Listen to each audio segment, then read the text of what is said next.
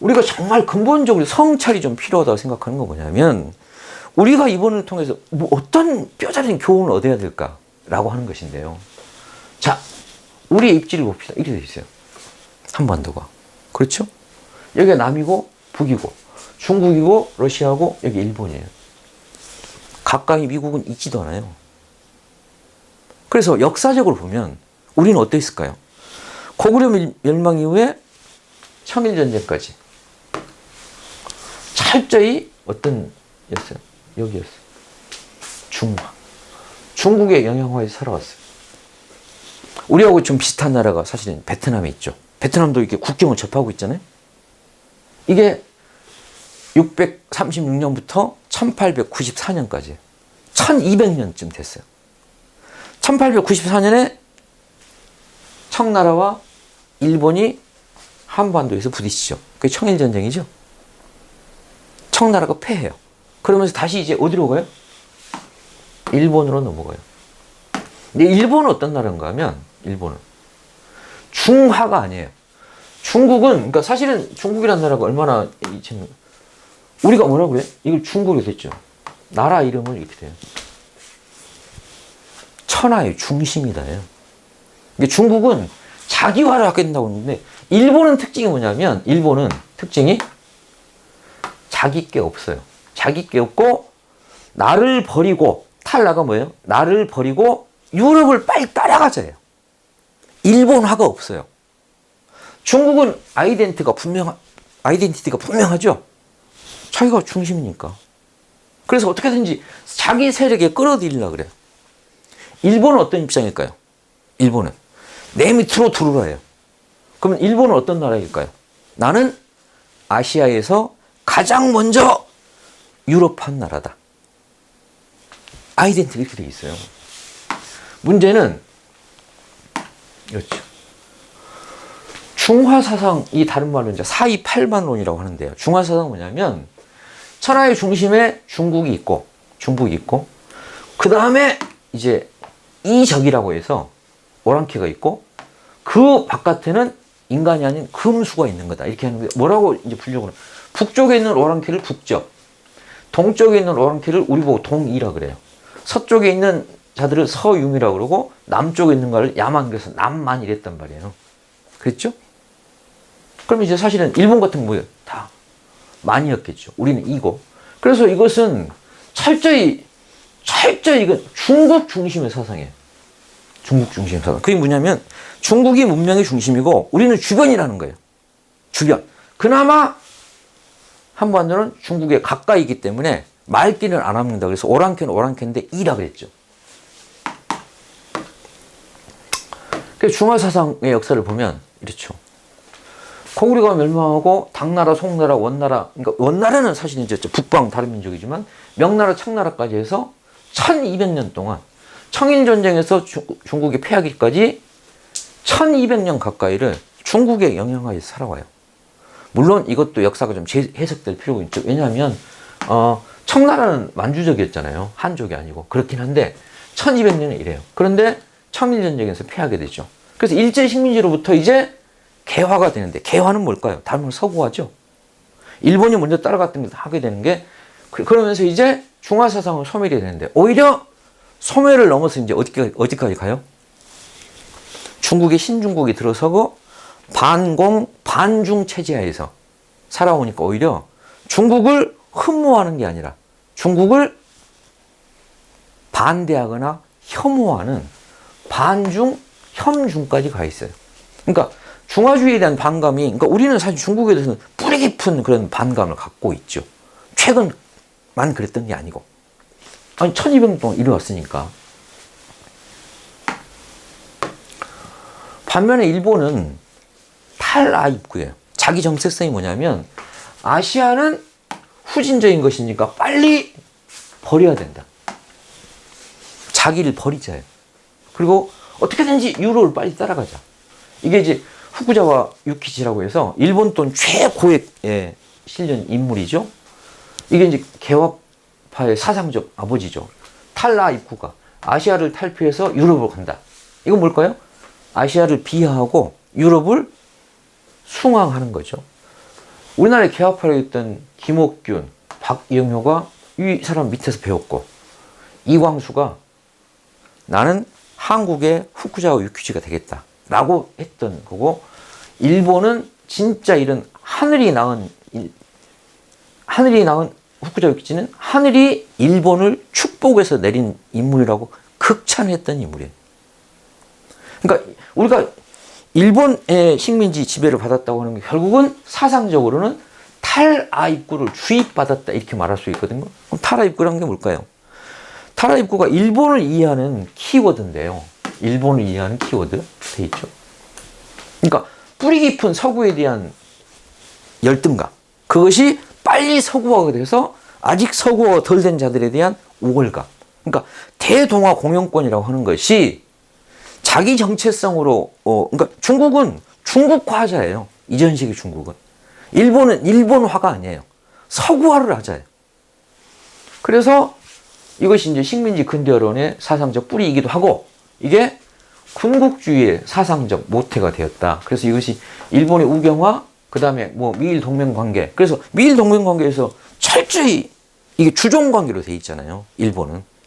경제력이 어떻게 되다. 그것이 1985년 플라자 합의 이후에 일본이 30년째 경제 불황을 감내하고 있는 게 그런 이유인데, 어쨌든 근데 이것이 이제 2차 세계대전 이후에 어떻게 해요? 2차 세계대전 이후에 일본이 어디에 져요? 미국에 지죠. 그러니까 어떻게 돼요? 아시아를 탈피하고 어디로 가자 그럴까요? 이제 아시아를 탈피하고 미국으로 가자 그랬죠. 그전엔 유럽이었어. 그런데 전쟁을 해보니까 유럽에 진 게 아니라 미국에 지죠. 그래서 이 논리가 그렇게 바뀌죠. 일본이. 타라 입구가 2차 세계대전 미국이 폐후에 구라파로 가는 것이 아니고 이제 빨리 미국에 줄 서야 된다. 그래서 팍스 아메리카 시대에 그래서 2차 세계대전 이후에는 철저한 이제 숙미로 기울죠. 숙미 사대주의로. 그래서 일제시대의 잔재의 사상적 잔재는 뭐냐면 친일에 대한 찬양이 김옥균, 박영효, 이광수 이래로 그것이 일본에 대한 찬양이고 일본의 아이덴티티 자체가 뭐였다는 것이요? 탈아였거든요. 탈아. 그렇게 되면 이런 걸 한번 생각해 보세요. 한반도 이렇게 돼 있어요. 여기가 이제 분단이 돼 있고 이게 동쪽이고 서쪽이에요. 우리 의식이 그러니까 지구본을 상상하고 이렇게 해보세요. 우리나라 오른쪽에 어떤 나라 돼 있어요? 일본, 오스트레일리아, 미국, 대서양 건너서 유럽이 있어요. 우리 왼쪽으로는 어떤 나라가 있어요? 중국, 동남아시아, 서아시아, 그러니까 인도를 포함한 서아시아, 그 다음에 아프리카가 있죠. 우리 의식이 어떻게 돼 있어요? 한반도의 서쪽은 후진국, 한반도의 동쪽은 선진국 그렇게 돼 있어요. 이게 언제 형성된 사고라는 거예요? 일제 이래로 형성된 사고라는 거예요. 이게 일제 식민지의 사상적 잔재라는 거예요. 사실은 우리가 중화주의의 영향을 받던 시기는 어땠을까요? 왼쪽이 문명국가가 있고 오른쪽에 일본 얘들은 다 오랑캐라 그랬어요. 이게 바뀐 게 한 100년 됐다는 거죠. 그래서 일본이 이제 외교무대에서 왜 미국에 수적으로 무시당하는가 하는 걸 보여주는 건데, 이제 근본적 성찰을 위해서 한 걸음 더 나아가 보겠습니다. 왜 아시아를 그렇게 폄하하고 유럽을 추앙할까? 그걸 해명한 사람이 에드워드 사이드죠. 팔레스타인 출신의 하버드 교수를 했던 분이 50년 전에 이 책을 쓰죠. 오리엔탈리즘. 뿌리가 거기에 있다. 그러니까 오리엔탈리즘이 뭘까요? 우리말로 번역하면 동양주의인데 그것이 서양적 화법은 그렇게 맥락이 그렇게 쓰인 게 아니다. 오리엔탈리즘이 원래는 사실 동양식의 문양, 예술 양식이었는데 18세기, 19세기에 항해술의 발달과 더불어서 유럽 제국주의가 아시아를 침략하기 시작하잖아요. 그래서 사실은 이 용어도 굉장히 많이 남아있는데 중동을 거쳐서 인도를 거쳐오죠. 히말라야가 있으니까 사실 중국까지 넘어오는 데는 20세기가 걸려요. 그래서 이들의 입장에서는 도대체 동양을 어떻게 볼 거냐 해서 동양을 비하하는 건데, 그래서 동양, 서양이라는 게 표현이 돼요. 양이 뭘 뜻합니까? 큰 바다란 뜻이에요. 큰 바다의 동쪽, 큰 바다의 서쪽이에요. 기준이 어딜까요? 여러분 그 생각해 보셨어요?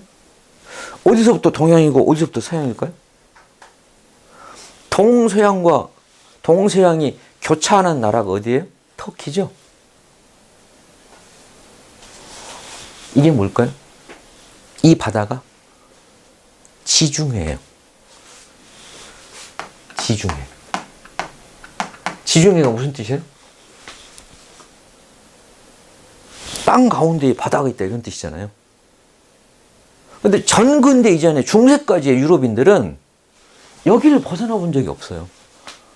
항해술이 발달하기 전까지 태평양을 건너본 적이 없잖아요. 그들이 봤던 바다는 뭐였을까요? 지중해였어요. 지중해 동쪽을 동양이라 그런 거예요. 지중해 서쪽이, 그러니까 터키는 지중해를 중심으로 서쪽도 있고 동쪽도 있거든요. 연결돼 있죠? 우리가 묻고 싶은 건 뭐예요? 지중해가 가장 큰 바다예요? 태평양을 기준으로 하면 우리는 서양이죠? 인도양을 기준으로 하면 우리가 동양이죠?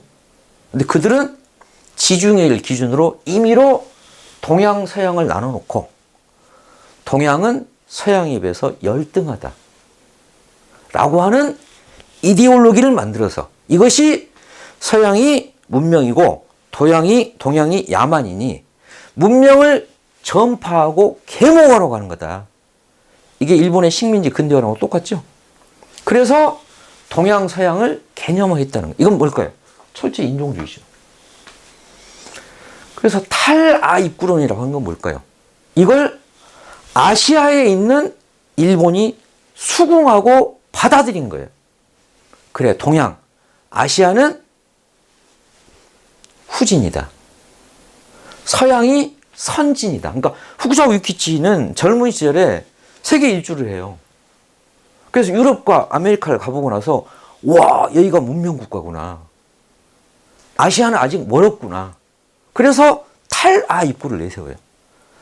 빨리 아시아를 탈피하자. 그런데 그것의 사장적 근원은 사실은 18세기부터 만들어 놓은 오리엔탈리즘이었던 거죠. 생각해 볼 건 이런 거죠. 도대체 이런 거죠. 서양이 동양을 지배한, 왜? 동양이 미개하다예요. 그러니까 그들은 어떻게 봐요? 서양이 문명이라면 동양은 미개인 거다. 그러니까 문명인이 미개인에게 문화를 전파하는 거다. 이거죠. 지배가 아닌 거죠. 일본이 조선을 침략해가지고 약탈한 게 아니라 신식 문물인 철도도 놔주고 우체국도 세우고 근대적인 학교와 병원들을 해서 중세 상태에 있던 조선을 개화시킨 거다. 이렇게 한 거잖아요. 이 논리예요. 그래서 동양은 서양인의 정체성을 확립하는 대상인데 뭐냐? 서양인들이 열등한 동양인이 존재하기 때문에 서양이 존재한다. 이건 뭘까요? 자신의 정체성이, 그러니까 서양과 동양, 그러니까 서양의 정체성이 뭐라는 거예요? 그 동전의 앞이 그런 뜻이거든요. 그러니까 동양, 서양이 원래 있었던 게 아니라 이건 뭐예요? 그들이 그렇게 개념화, 관념화, 이데올로기화 한 거죠. 근데 우리는 그것을 자랄 때부터 아예 그냥 그러려니 하고 배우죠. 주입받아왔단 말이에요. 언제부터 그랬을까요? 일제시대부터요. 일제시대부터. 일제시대 군국주의 교육이라고 하는 것이 일본에 대한 찬양이 아니에요. 뭐일까요? 서구에 대한 찬양이에요.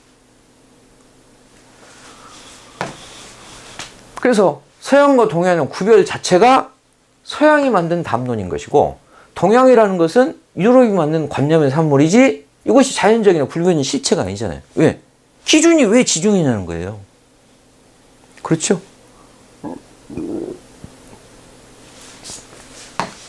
그래서 오리엔탈리즘이라고 하는 것이 서양의 제국주의를 뒷받침하는 문화적 헤게모니이고, 이것을 미개로부터 문명하기 위해서 하는 것을 그 종교적 사명을 여겼는데, 이것을 내면화한 게 사실은 탈아입구고, 탈아입구론을 100년 전부터 일제로부터 우리가 이식받아온 거다. 그걸 아직 탈피하지 못하고 있어서 우리가 대외 관계에서 자주적이지 못한 거다. 이것이 우리가 근본적으로 성찰될 지점. 그러니까 가령 우크라이나 사태이건 아프간 사태이건 이라크 전쟁이건 이것을 바라보는 관점 자체가 자기 눈으로 바라봐야 되는데 우리는 어떻게 돼 있어요? 한미동맹의 하위 체계에서 보고 있잖아요. 그러니까 미국의 이해관계를 우리가 대변하고 있고 미국의 시각으로 그들을 규정하고 있단 말이에요. 그러니까 아프간에서 작년 8월 달에 미국이 철군하는데 어떻게 생각해요? 패배감을 느껴요. 해방감을 느끼는 게 아니라 왜 그러면 패배감을 느낄까요? 미국이 철군한 거니까요. 기가 막히지 않아요? 이미 감정적으로 거기 동화되어 있다는 거예요. 내면화되어 있어서. 그럼 결국 우크라이나 문제를 볼 때는 어떨까요?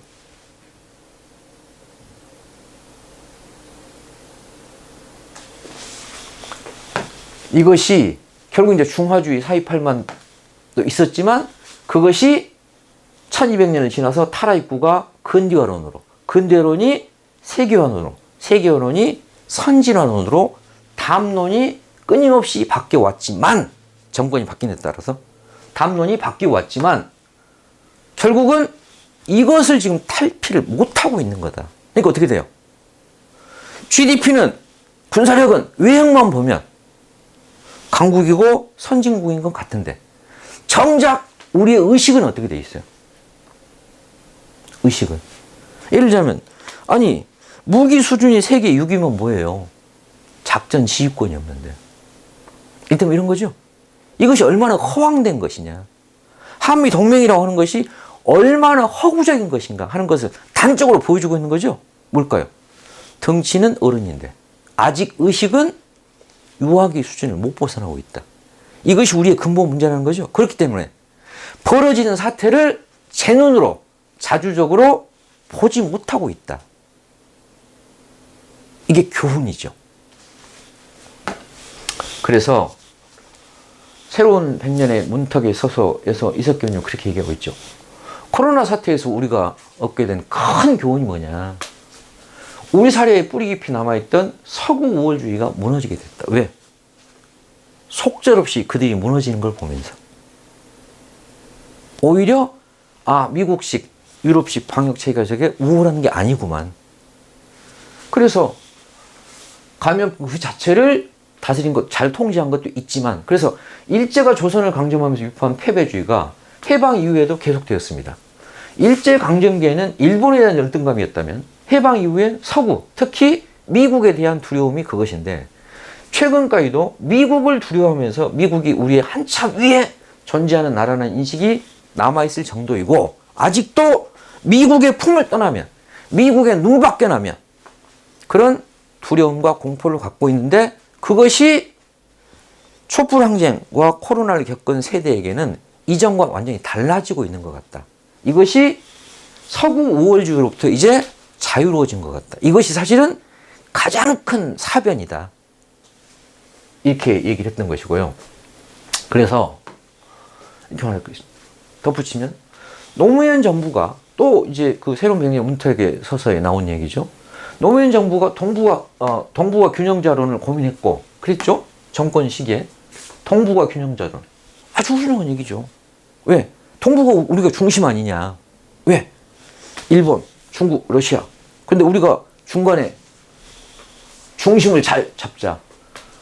또 문재인 대통령이 뭐 중재자 혹은 동북아의 무슨 중재자, 촉진자 이걸 했는데, 이해할 수 있는데 왜 성과를 못 냈을까? 의도는 괜찮았는데 왜 역할을 못했을까?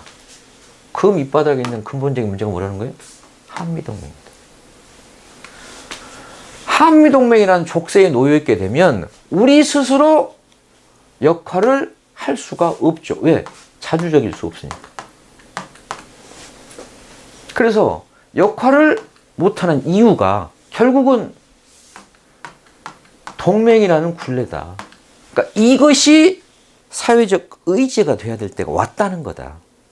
결국은 지배 세력 입장에서는 이것을 극구 눌러야 된다는 것이고, 진보는 이것을 사회적 담론화, 어젠다로 만들어야 한다는 거죠.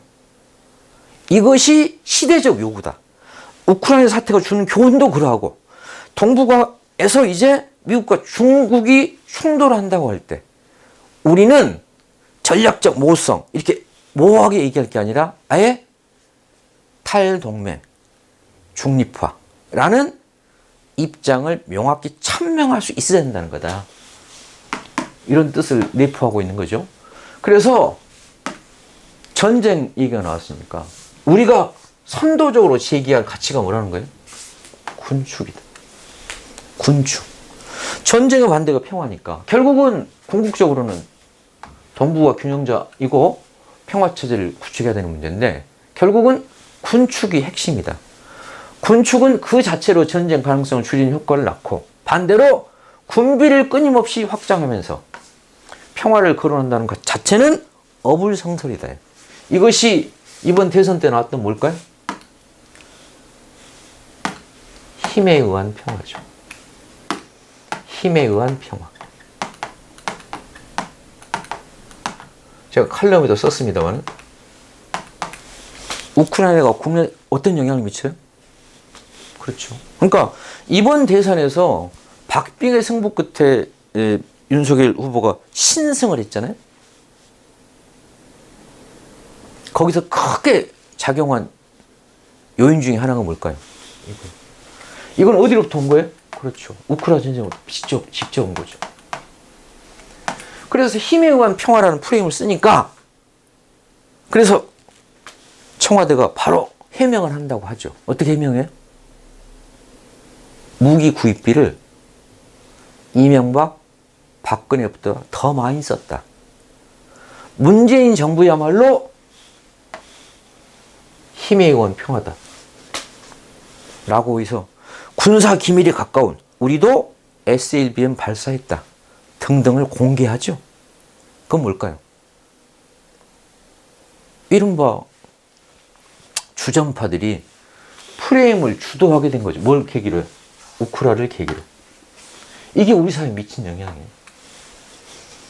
그럼 뭘까요? 자유주의자에게 유리한 게 아니라 사실은 저런 대결론자들에게 유리하게 작용하게 되죠. 그들이 의제를 선도하게 되고, 민주당은 그걸 따라가면서 해명하고 있는 거죠. 그래서 군축과는 정반대로 갔기 때문에 비호감이 될 수밖에 없었겠죠. 마지막으로 노래를 한 곡 들려드리고 노래를 들으면서 마치겠습니다. 50년 전에 베트남에서 위기가 터지면서 존 레논이 작곡한 노래가 있죠. 이건 이제 에이브릴 라빈의 노래죠.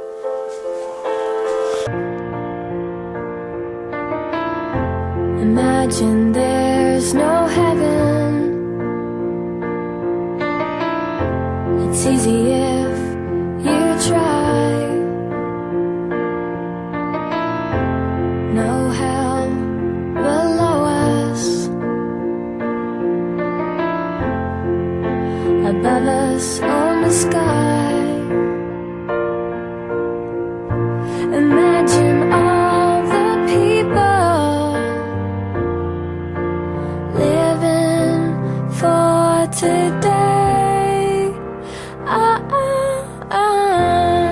Imagine there's no countries. It isn't hard to do. Nothing to kill or die for. No religion too. Imagine all the people living life in peace. You may say I'm a dreamer,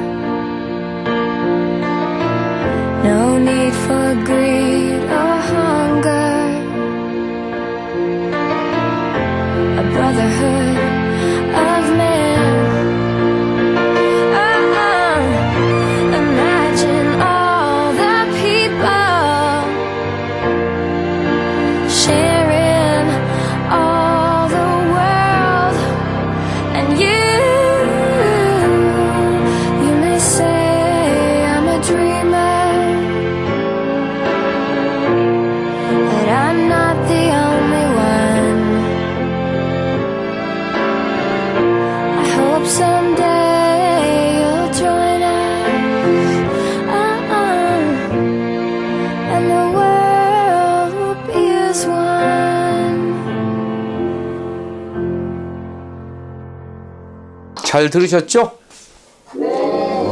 참 존 레논이 정말 대단한 예술가라고 하는 게 시작은 뭘로 해요?